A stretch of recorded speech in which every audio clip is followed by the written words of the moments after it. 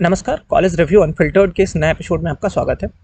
आज जो डिस्कशन होने वाला है, अगर इस डिस्कशन के क्रक्स को आप समझ गए तो इंडिया के एजुकेशन इंडस्ट्री में एक बहुत बड़ा रेवोल्यूशन क्रिएट हो सकता है।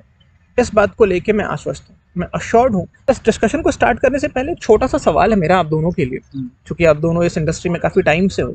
तो एक सवाल मेरा बहुत सिंपल सा है।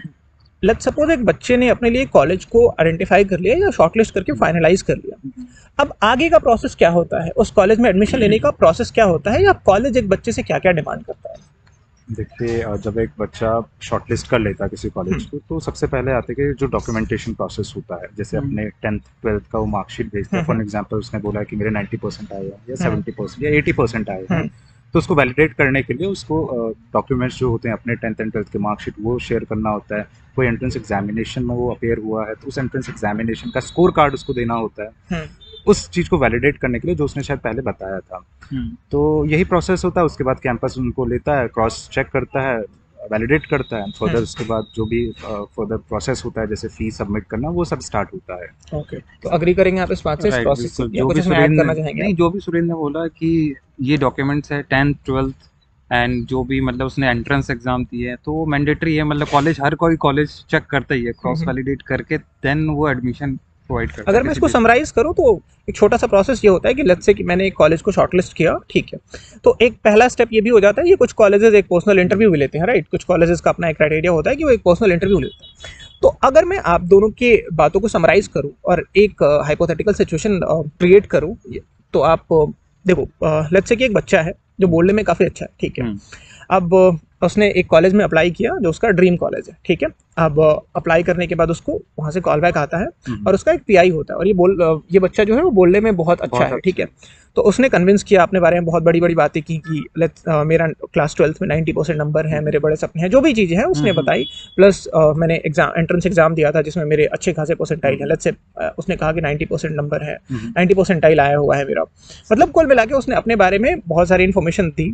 तो क्या केवल इस ओरल इन्फॉर्मेशन के बेसिस पे किसी एक बच्चे का एडमिशन हो जाएगा किसी एक कॉलेज? नहीं, पॉसिबल नहीं है कि मतलब वो मतलब ओरल बेसिस में वो दे। पहले तो वो डॉक्यूमेंट लेगा उससे, देन वो वेरीफाई करने के बाद ही वो उसे एडमिशन के लिए मतलब दूसरा स्टेप ये होता है कि जो भी क्लेम्स एक बच्चा करता है, चाहे वो उसके क्लास 12 के परसेंटेज के बेसिस पे हो, या यूँ कहें कि जो भी क्लेम एक बच्चा करता है अपने एजुकेशनल क्वालिफिकेशन के रिगार्डिंग, या अपने एक्स्ट्रा करिकुलर एक्टिविटीज़ के रिगार्डिंग, या अपने एंट्रेंस एग्जाम में परफॉर्मेंस के रिगार्डिंग, उन सारे क्लेम्स को सपोर्ट करने के लिए उसको डॉक्यूमेंट शेयर करना होता है, राइट?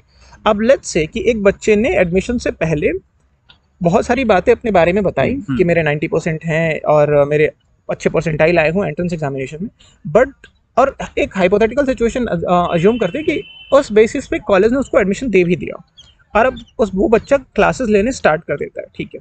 लेकिन जब कॉलेज उसके डॉक्यूमेंट्स को वेरीफाई करता है और वैलिडेट करता है, तो पता चलता है कि जो बच्चे ने क्लेम किया था कि उसके 90% नंबर हैं क्लास 12th में, वो परसेंट उसके एक्चुअली 40% है।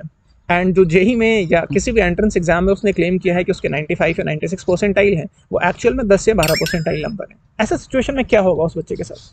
शायद जितनी सब प्रॉब्लम एक किसी भी पर्सन के साथ हो सकती है, लीगली इलीगली हर तरीके से, शायद वो उन सारी प्रॉब्लम में फंस सकता है। ऑब्वियसली वो मिड ऑफ सेशन में मतलब बच्चे को बाहर निकाल देगा, उसके ऊपर मतलब केस भी कर सकते हैं। 420 मतलब ये 420 पुल आउट होगा, राइट? मतलब कुल मिला के हम ये कहें कि जो बातें आप कह रहे हो, अगर एक बच्चे ने जो क्लेम्स अपने एजुकेशनल क्वालिफिकेशन के बारे में किए, वो उसको वहाँ पे प्रूव करना होगा। अगर वो उन क्लेम्स को प्रूव करने से चूक जाता है, या जो भी वैलिडेशन के दौरान में ये साबित हो जाता है कि उसने जो क्लेम्स किए हैं वो गलत है, जैसे ही ये बात पता चलती है उसको कॉलेज से बाहर कर दिया जाएगा। एंड देन जो लीगल एक्शंस होते हैं वो सारे के सारे लीगल एक्शंस उसमें होंगे, क्योंकि ये फ्रॉड है। बट इंटरेस्टिंग बात पता है क्या है? जब इस चीज़ को हम रिवर्स करते हैं, एक कॉलेज जब अपने बारे में बच्चे को बताता है तो वो केवल और केवल ओरल चीज़ें बताता है। जैसे हमारे यहाँ सारे के सारे फैकल्टीज़ पीएचडी होल्डर्स हैं, उनके पास बहुत सारा एक्सपीरियंस है। हमारे कॉलेज में 100% प्लेसमेंट होता है, सारे बच्चों का प्लेसमेंट हो जाता है। अब इंटरेस्टिंग चीज़ ये है कि बच्चा अगर केवल ओरल इन्फॉर्मेशन दे तो उस ओरल इन्फॉर्मेशन के बेसिस पे कभी उसका एडमिशन नहीं होगा, लेकिन कॉलेज केवल ओरल इन्फॉर्मेशन के बेसिस पे एडमिशन करा लेता है बच्चे का। और जब बच्चा कैंपस में पहुंचता है उसको ये चीज़ क्लियर समझ में आ जाती है, ये वैलिडेट हो जाती है कि जो भी इन्फॉर्मेशन उसको दिया गया था वो सारी की सारी इन्फॉर्मेशन फेक है। इंटरेस्टिंगली कॉलेज के ऊपर कोई एक्शन नहीं होता और ना ही बच्चा कुछ कर पाता है और ना ही बच्चा उस कॉलेज को मिड सेशन में छोड़ सकता है। वो हर साल यही रिपीट होता रहता है। आज का जो डिस्कशन है और आज के आगे जो भी डिस्कशंस हम करेंगे उसमें हम कोशिश ये करेंगे कि अभी जो एडमिशन लेने का प्रोसेस है वो केवल और केवल कॉलेज कंट्रोल करता है, या जिस इकोसिस्टम की बात हमने अपने पहले की वीडियोस में की थी, जिस इकोसिस्टम में कॉलेज हैं, कंसल्टेंट हैं और ये जो स्टूडेंट डिस्कवरी प्लेटफॉर्म्स हैं ये कंट्रोल करते हैं। आज के डिस्कशन का अगर आप क्रक्स समझ गए और आपने इन चीज़ों को इम्प्लीमेंट करना स्टार्ट कर दिया तो इस बात को मैं दावे के साथ कह सकता हूँ कि इंडिया के एजुकेशन इंडस्ट्री में एक बहुत बड़ा रेवोल्यूशन आ जाएगा। आज के डिस्कशन में हम समझेंगे कि आपको किन पैरामीटर्स के ऊपर एक कॉलेज को एवेलुएट करना चाहिए, एनालिसिस करना चाहिए उस कॉलेज का, एंड देन आपको डिसाइड करना चाहिए। एक एक पैरामीटर्स को हम समझेंगे। ये डिस्कशन हमने पहले भी किया है बट वो काफ़ी ब्रीफ डिस्कशन रहा था जिसमें हमने 3-4 जो इंपॉर्टेंट पॉइंटर्स थे केवल उनको कवर किए थे। बट आज के डिस्कशन में हम डिटेल में डिस्कस करेंगे कि आपको कैसे एक कॉलेज को शॉर्टलिस्ट करना चाहिए। और आज के बाद जो भी वीडियोस हम इस चैनल पे लाएंगे उसमें हमारी कोशिश, चूँकि हमारे पास अभी लिमिटेड रिसोर्सेज हैं, तो हमारी कोशिश होगी कि हम कॉलेजेस को इन्हीं पैरामीटर्स पे इवैल्यूएट करें, उनका एनालिसिस करें एंड देन आप एक डिसीजन ले पाओ इस इन्फॉर्मेशन के बेसिस पे कि क्या आपको उस कॉलेज में एडमिशन लेना चाहिए या नहीं लेना चाहिए। वेल, जब तक हम अपने लिमिटेड रिसोर्सेज के साथ आपके लिए वीडियोस बनाते हैं इन पैरामीटर्स पे कॉलेजेस को इवैल्यूएट और एनालिसिस करके, तब तक हमारी रिक्वेस्ट आपसे ये होगी कि आप भी अपना कॉलेज शॉर्टलिस्टिंग का जो प्रोसेस है वो इन्हीं पैरामीटर्स पे रखो। कोई भी कॉलेज अगर आपको अप्रोच करता है एडमिशन के लिए या आप खुद किसी कॉलेज को अप्रोच करते हो तो आप इन पैरामीटर्स को ध्यान में रखते हुए उस कॉलेज का एनालिसिस करें एंड देन एक इन्फॉर्म्ड डिसीजन लें। ठीक है, तो एक एक करके हम उन सारे पैरामीटर्स को डिस्कस करेंगे। हमें पता है कि इन पैरामीटर्स पे रिसर्च करना, इन्फॉर्मेशन निकालना बहुत डिफ़िकल्ट होगा। इसी वजह से इस स्टार्टअप को हमने स्टार्ट किया है। लॉन्ग टर्म विज़न हमारा ये है कि ये सारी इन्फॉर्मेशन जो आज हम, या ये सारे पैरामीटर्स जिन पे हम आज के बाद कॉलेजेस को एनालिसिस करना स्टार्ट करेंगे या कॉलेजेस का एनालिसिस करना स्टार्ट करेंगे, ये सारे इन्फॉर्मेशन आपको 1 क्लिक पे अवेलेबल हो हमारे पोर्टल पे।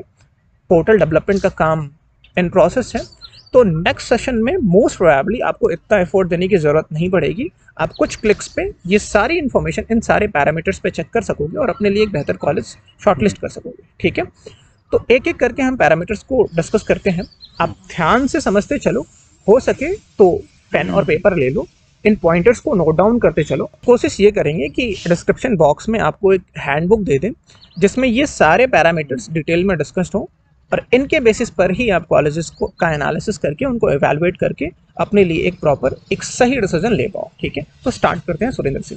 पहला पैरामीटर क्या होगा जिस पे हम वीडियोस को ले आएंगे? सबसे पहला जो इम्पोर्टेंट पैरामीटर होता है वो स्टार्ट होता है एस्टैब्लिशमेंट से, कि कॉलेज कब स्टैब्लिश हुआ था, मतलब ओवरऑल उसकी लेगेसी क्या है, जिससे कि पता चल पाए कि कितने साल पहले कैंपस खुला था और आगे को अभी क्या कर रहा है जनरली। ठीक है, इसके अलावा मैं बात करूँ जो डीन एकेडमिक्स हैं या हेड ऑफ डिपार्टमेंट आप कह सकते हैं, उनका खुद का ओवरऑल एक्सपीरियंस क्या है, एकेडमिक एक्सपीरियंस क्या है, प्लस इंडस्ट्री रेलिवेंट एक्सपीरियंस क्या है। ठीक है, इससे ये इम्पोर्टेंट इसलिए हो जाता है ना क्योंकि जो उस इंस्टीट्यूशन को हेड कर रहा है एकेडमिकली उसका विज़न क्या है ये आपको भी समझना होगा।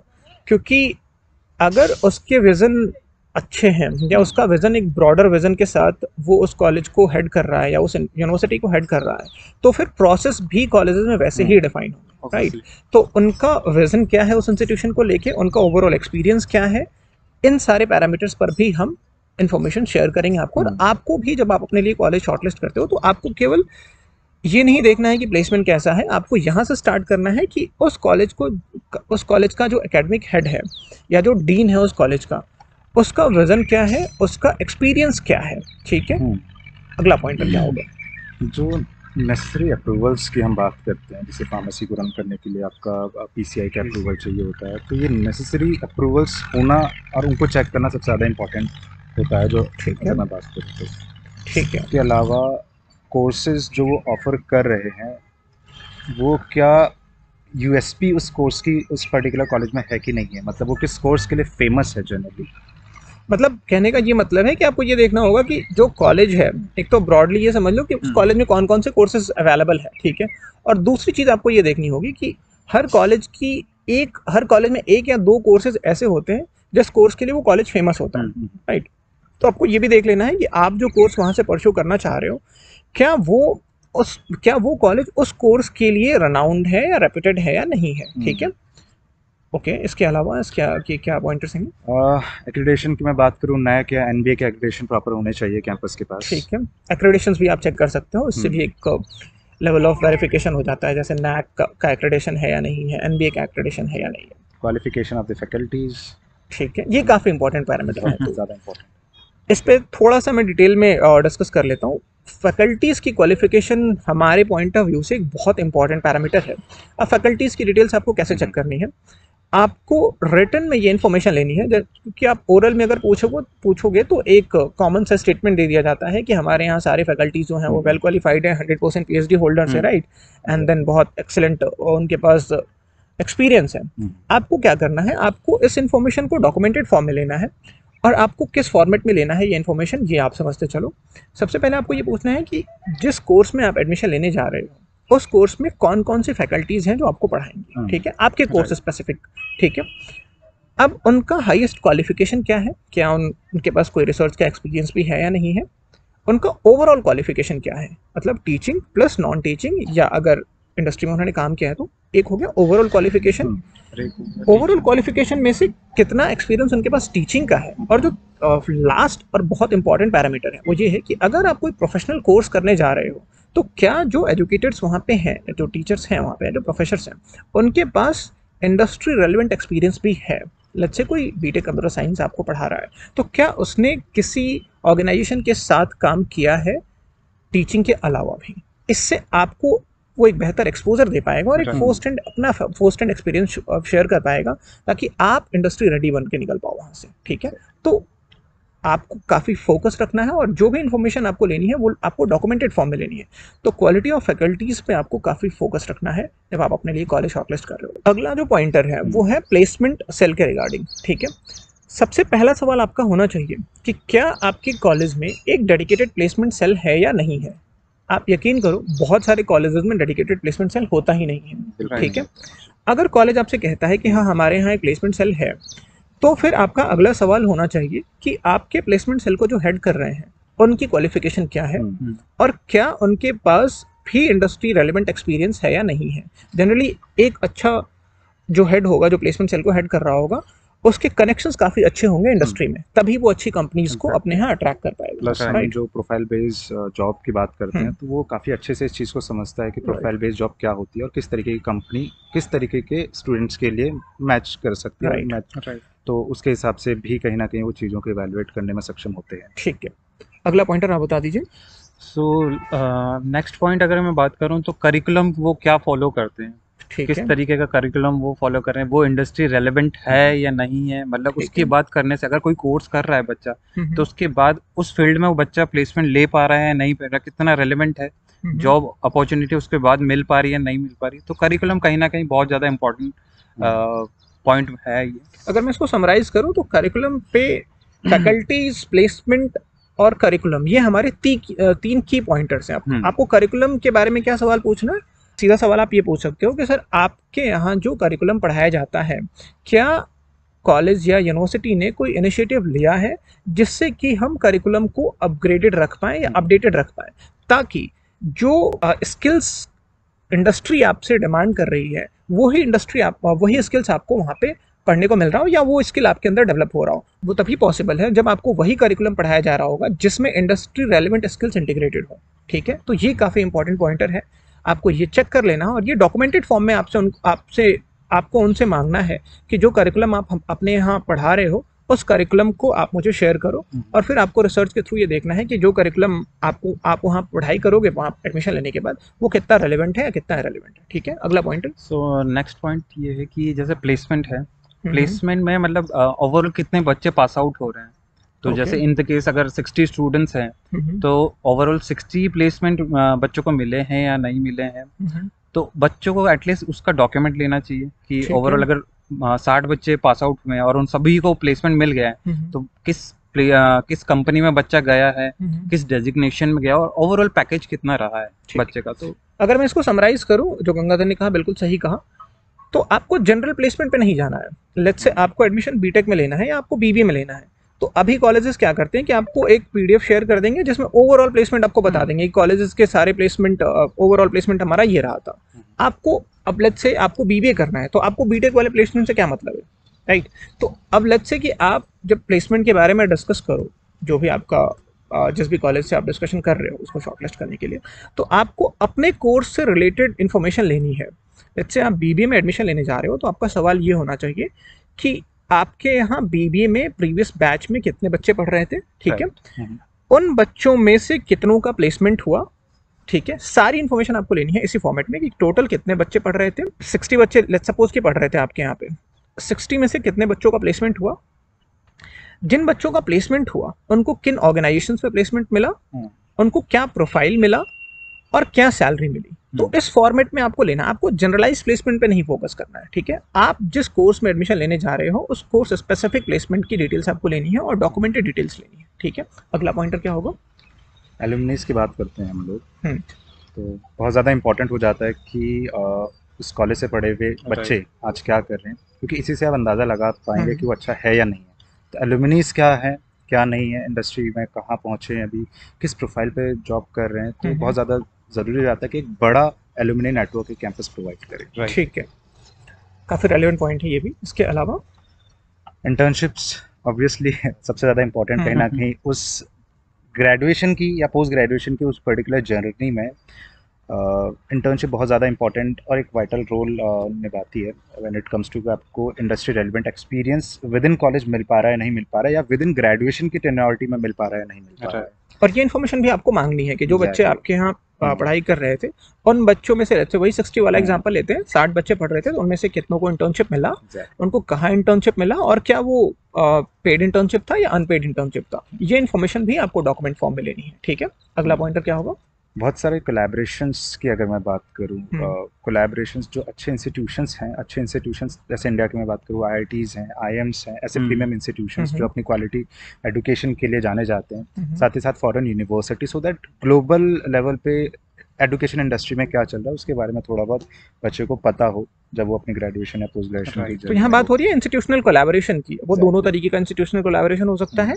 वो इंडिया की जो एमिनेंट एजुकेशनल इंस्टीट्यूशंस हैं, क्या उनके साथ भी जिस यूनिवर्सिटी से आप डिस्कशन कर रहे हो एडमिशन के लिए, क्या उनका कोलैबोरेशन किसी इंडिया की एमिनेंट एजुकेशनल इंस्टीट्यूशन से है? साथ ही साथ क्या उनका कोलैबोरेशन किसी अब्रॉड की एमिनेंट इंस्टीट्यूशन के साथ भी है या नहीं है? अब इससे आपको बहुत सारे बेनिफिट्स मिल जाते हैं। आपको दूसरी यूनिवर्सिटीज़ का एक्सपोजर मिल जाता है, कुछ स्टूडेंट एक्सचेंज प्रोग्राम्स होते हैं, वहाँ की फैकल्टीज़ आ जाती हैं आपके यहाँ पे, कैंपस विजिट्स हो जाते हैं, तो एक्सपोजर आपको काफ़ी अच्छा खासा मिल जाता है, ठीक है? इसके अलावा क्या पॉइंटर होंगे? इसके अलावा एक सबसे इम्पॉर्टेंट पॉइंटर जो मुझे लगता है वो है एक्स्ट्रा करिकुलर एक्टिविटीज़, ठीक है?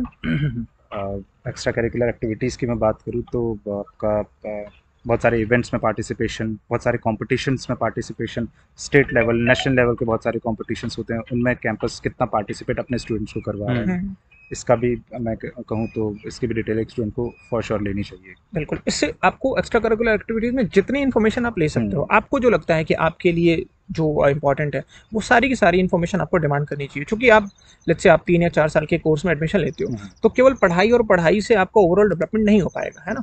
तो आपको एक्स्ट्रा करिकुलर एक्टिविटीज़ जो भी कॉलेज में ऑफर्ड हैं उनके बारे में भी डिटेल लेनी चाहिए, ठीक है? इसके अलावा कुछ पॉइंटर्स आप बताइए। इसके अलावा मतलब अगर मेन पॉइंट की बात करूँ तो एक्स्ट्रा करिकुलर एक्टिविटीज़ तो करा ही रहा है कॉलेज, ठीक है? उसके अलावा या किसी मतलब स्टार्टअप में सपोर्ट कर रहा है नहीं कर रहा है, जैसे स्टूडेंट कोई है वो स्टार्टअप करना चाह रहा है, कोई बिजनेस स्टार्ट करना चाह रहा है, तो उसमें कितना एक्टिव है कॉलेज? तो कोई स्टार्टअप में वो कर रहा है नहीं कर रहा है, या फंड वगैरह प्रोवाइड कर रहा है नहीं स्टूडेंट को? मैं अगर समराइज करूँ तो आज आप देख रहे होगे कि स्टार्टअप का बहुत बड़ा कल्चर ट्रेंड में है ना? तो और वो ऐसा नहीं है कि स्टार्टअप के कल्चर से केवल इतना होता है कि आपको स्टार्टअप फाउंडर ही बनना है। ओवरऑल डेवलपमेंट में काफ़ी हेल्प करता है। अगर आपको एक इंसाइट मिल जाता है आपके कॉलेज के ही दिनों में, तो आप एक बेहतर लीडर के तौर पे निकलते हो वहाँ से, आपको एक अच्छा पर्सपेक्टिव मिल जाता है ओवरऑल चीज़ों के बारे में, ठीक है। इंडस्ट्री रेडी प्रोफेशनल्स की हम जो बात करते हैं वो कहीं ना कहीं उसी और अगर आपको फ्यूचर में स्टार्टअप करना ही करना है तो फिर कुछ स्टार्टअप सेल्स होते हैं वहाँ पे, ऐसे कुछ कॉलेजेस में इंक्यूबेशन सेल्स होते हैं जो आपको सपोर्ट करते हैं, कुछ ग्रांट्स भी आपको वहाँ से मिल जाते हैं। तो ये भी आप वहाँ पे ज़रूर पूछो कि आपके यहाँ पे स्टार्टअप के लिए डेडिकेटेड कोई सेल है या नहीं है, और अगर है तो क्या आपके यहाँ इंक्यूबेशन सेंटर्स भी हैं, और क्या किस तरीके से आप प्रमोट करते हो स्टार्टअप कल्चर को। आप अपने कॉलेज से डेफिनेटली ये चीज़ पूछ सकते हो, ठीक है। और बहुत ज़्यादा इंपॉर्टेंट पैरामीटर है वो है इंडस्ट्रियल टाई-अप्स। राइट। बहुत ज़्यादा ज़रूरी तब हो जाता है कि आप कॉलेज में रहते हुए इंडस्ट्री में जो चीज़ें चल रही हैं उन चीज़ों के बारे में आप पढ़ रहे हैं या उन सब चीज़ों के बारे में आपको पता चल पा रहा है नहीं चल पा रहा है, सो दैट आप इंडस्ट्री रेलिवेंट या इंडस्ट्री रेडी प्रोफेशनल्स बन सकें। राइट। अगला पैरामीटर जो मुझे लगता है बहुत इंपॉर्टेंट है वो है एक्सपीरियंशियल लर्निंग के लिए क्या आपके कैंपस में इंफ्रास्ट्रक्चर है या नहीं है। अब एक्सपीरियंशियल लर्निंग के लिए मॉडर्न लैब्स हो सकते हैं, मॉडर्न क्लासरूम्स हो सकते हैं, बहुत सारी चीज़ें हैं। केवल थियरी पढ़ाई करके आज आप सक्सेसफुल नहीं बन सकते हो, राइट। तो आपको ये सवाल भी पूछना है जिस भी कॉलेज को आप शॉर्टलिस्ट करने के प्रोसेस में हो कि क्या आपके कैंपस में एक्सपीरियंशियल लर्निंग को सपोर्ट करने के लिए इंफ्रास्ट्रक्चर अवेलेबल है या नहीं है, ठीक है। और इसके रिगार्डिंग आपको डिटेल्स भी लेने हैं, आप पिक्चर्स मांग सकते हो, लैब्स की वीडियोस मांग सकते हो आप, या आप कैंपस जा रहे हो तो आप स्पेसिफिकली इस बात पे एम्फसाइज करो, वहाँ जाके इन चीज़ों को एवेलुएट करो, क्योंकि केवल और केवल थ्योरी से चीज़ें नहीं हो पाएंगी कवर, ठीक है। एक और इम्पॉर्टेंट पॉइंट जो मेरे अकॉर्डिंग या हमारे अकॉर्डिंग बहुत इंपॉर्टेंट है, जो आपको पूछना चाहिए, वहाँ पे आपको ये देखना होगा कि क्या उस कैंपस में रिसर्च एक्टिविटीज़ को प्रमोट किया जाता है या नहीं किया जाता है, उस कैंपस में बच्चों ने कितने पेटेंट्स फाइल किए हैं। ओवरऑल आपको ये देखना होगा कि क्या रिसर्च के एटमॉस्फेयर को प्रमोट किया जाता है या नहीं किया जाता है। उससे आपको रिसर्च का एटमॉस्फेयर आपको कुछ अलग सोचने के लिए मोटिवेट करता है। तो केवल ऐसा नहीं कि जो चीज़ें पढ़ाई जा रही हैं वो आपने पढ़ा मगअप किया एंड देन आप घर आ गए। आप क्या इनोवेटिव सोच सकते हो, उस इनोवेटिव सोचने के बाद क्या आपको कैंपस वहाँ से कुछ ऐसा माहौल प्रोवाइड कराता है जिससे आप रिसर्च में भी आगे जा सकते हो। ये सारी चीज़ों को भी आपको पूछना चाहिए। तो ब्रॉडली ये पैरामीटर्स हैं जिनको आपको ध्यान में रखना होगा। आई नो बहुत डिफिकल्ट है ये सारी की सारी इन्फॉर्मेशन लेना, बट ट्रस्ट में अगर आप ये इन्फॉर्मेशन लिए बगैर एक कॉलेज को डिसाइड कर लेते हो एडमिशन के लिए तो फिर आपको अफसोस ही करना होगा। एंड देन आप खुद सोचो कि कॉलेज जब आपको एडमिशन देने जाता है तो आपसे बहुत सारी इन्फॉर्मेशन मांगता है, और वो केवल ओरल इन्फॉर्मेशन के बेसिस पे आपको एडमिशन नहीं देता है। आपको जो भी इन्फॉर्मेशन आपने क्लेम किए हैं एडमिशन के ड्यूरेशन में वो आपको डॉक्यूमेंट से प्रूव करना होता है। ऐसा नहीं हुआ कि आपने एडमिशन के ड्यूरेशन में बता दिया कि आपके 90% नंबर थे और बाद में पता चल रहा है कि आपके 30% नंबर हैं। होता यही है, जब रिवर्स इसको कर दो तो बताया जाता है कि आप उनके यहाँ 90% PhD होल्डर्स हैं, जब आप पहुँचते हो तो पता चलता है वहाँ तो एम.कॉम और एम.टेक वाले लोग पढ़ा रहे हैं। या आपको अवेयर होना होगा तो जाके चीज़ें हो पाएंगी। तो जो वीडियो अब इस सीक्वेंस में आज के बाद हम वीडियोस क्रिएट करेंगे आपके लिए, उसमें हमारा फोकस होगा कि हम किसी एक कॉलेज को जब एवेलुएट करें या उसके ऊपर हम वीडियो बनाएं तो इन पैरामीटर्स पे बनाएं। अब इनके अलावा एंड में आपको क्या होगा कि वीडियो के एंड में आपको हम ये एक्सप्लेन करेंगे कि उस कॉलेज में एडमिशन का क्या प्रोसेस है, वहाँ स्कॉलरशिप्स अवेलेबल हैं या नहीं अवेलेबल हैं, और अगर अवेलेबल हैं तो उनका क्राइटेरिया क्या है, क्या वो स्कॉलरशिप आपको केवल 1 साल के लिए मिलती है या थ्रू आउट कॉन्टिन्यू रहती है। अगर वो थ्रू आउट कॉन्टिन्यू रहती है तो उसका मैकेनिज्म क्या है, ठीक है। इसके अलावा हॉस्टल्स की क्या फैसिलिटीज़ अवेलेबल है वहाँ पे, चाहे वो बात सिक्योरिटी की हो या हॉस्टल फ़ी की हो, इन डेप्थ आपको इन्फॉर्मेशन मिलने वाली है आने वाली वीडियोज़ में। इसके अलावा और क्या मिल सकता है बच्चों को वीडियो में? स्टूडेंट का रिव्यू हम कोशिश बहुत करेंगे। इम्पोर्टेंट है। कोशिश करेंगे कुछ रिव्यूज़ को भी, और एक वर्चुअल टूर अगर बच्चे को मिल जाता है वो बहुत ज़्यादा हेल्पफुल रहेगा बच्चे के लिए। तो वर्चुअल टूर भी आपको हमारी वीडियोस में मिल जाएगा कैंपस के रिगार्डिंग, ताकि आपको एक रफ आइडिया हो कि जिस कैंपस में आप पढ़ाई करने जा रहे हो या आप लेट्स से कि आप फिजिकली भी विजिट करने जा रहे हो तो आपको एक रफ आइडिया हो कि वो कैंपस कैसा है। रैंडमली आप सारे कॉलेजेस में तो नहीं जाओगे, राइट।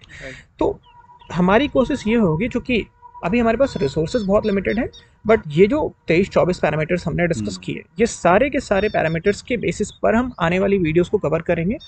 बट उससे भी ज़्यादा इम्पॉर्टेंट ये है, क्योंकि हमें पता है कि जितने रिसोर्सेज हमारे पास हैं हम बहुत सारे कॉलेजेस को इस एडमिशन सेशन में कवर नहीं कर पाएंगे। हमारा प्राइमरी फोकस ये है आप अपने लिए कॉलेजेस को शॉर्टलिस्ट करने के प्रोसेस को अपग्रेड कर पाओ और इन पैरामीटर्स पे अपने लिए कॉलेजेस को एवेलुएट करो, ताकि आपको कोई बेवकूफ़ ना बना पाए और आप एक सही और इन्फॉर्म डिसीजन ले पाओ।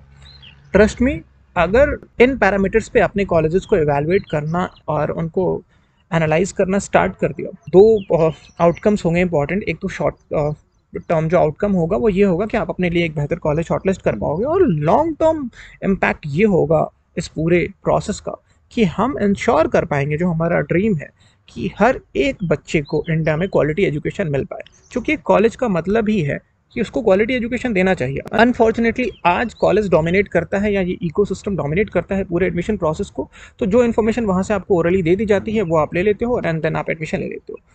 तो इस प्रोसेस को हमें चेंज करना होगा, आपको डोमिनेट करना होगा पूरे प्रोसेस को, एंड देन आपको सही डिमांड्स रखनी होंगी एजुकेशनल इंस्टीट्यूशंस के सामने, ताकि वो फोर्स हो पाए उन इन्फॉर्मेशन को आपके साथ शेयर करने के लिए, और वो इन्फॉर्मेशन तभी शेयर कर पाएंगे जब उनके पास वो इन्फॉर्मेशन होगा। राइट। कंक्लूड करते टाइम कंक्लूजन में आप कुछ ऐड करना चाहें तो आप करिए ऐड।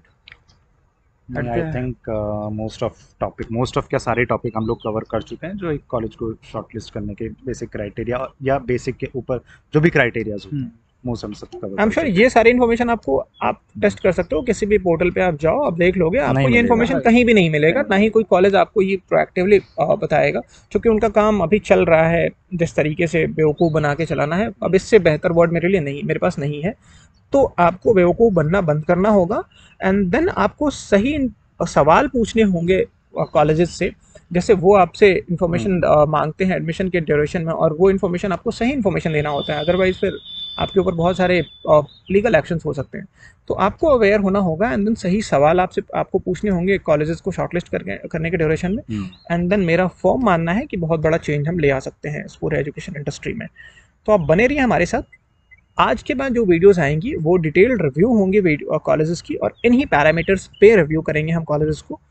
हमारा रिक्वेस्ट आपसे ये है कि अभी जो आपको बहुत सारे कॉल्स आ रहे होंगे, आप भी उनसे यही इन्फॉर्मेशन मांगो, एंड देन उनके सपोर्टिव डॉक्यूमेंट्स भी आपको लेने हैं, ठीक है। जो कॉलेज आपको ये डॉक्यूमेंट शेयर कर रहा है, आप समझ लो कि वो कॉलेज ऑथेंटिक है। आप ये देखोगे कि जैसे ही आपने ये कॉलेजेस ये डिटेल्स मांगने स्टार्ट किए, 90% कॉलेजेस आपको दोबारा कॉल नहीं करेंगे, आई एम श्योर, ठीक है। तो आज के लिए इतना ही रखते हैं। आने वाली वीडियोस में आप एक कॉलेज का डिटेल रिव्यू देखोगे, और उससे भी ज़्यादा इंपॉर्टेंट ये है, बार बार मैं इस बात पे फोकस कर रहा हूँ, आज के बाद आप जिन भी कॉलेजेस को इवैल्यूएट करो उनको इन पैरामीटर्स पर ही इवैल्यूएट करो। थैंक्स वंस अगेन, और ख्याल रखिए अपना। होप ये वीडियो आपको बहुत पसंद आई हो, और ये वीडियो आपको काफ़ी ज़्यादा हेल्पफुल रहेगी, एंड लाइक करें, सब्सक्राइब करें एंड हिट द बेल। हाँ, ये बात हम नहीं बोलते हैं अपने वीडियोस में लेकिन हमारा मिशन ही सक्सेसफुल तब हो पाएगा जब हम ज़्यादा से ज़्यादा बच्चों तक पहुँच पाएंगे, ठीक है। क्योंकि हमारे रिसोर्सेज काफ़ी लिमिटेड है, तो जितनी ज़्यादा अवेयरनेस क्रिएट होगी लोगों के बीच में, उतना बेहतर आउटकम हम एक्सपेक्ट कर सकते हैं, और उतना ही बेहतर आउटकम आएगा, और उतनी जल्दी इस एजुकेशन इंडस्ट्री में चेंज आएगा, ठीक है। तो इस वीडियो को जितने ज़्यादा लोगों के साथ आप शेयर कर सकते हो, आप प्लीज़ शेयर करो, ताकि हमारा एफर्ट और आपका एफर्ट मिलके एक बड़ा इम्पैक्ट क्रिएट कर सकें, ठीक है। Thank you so much.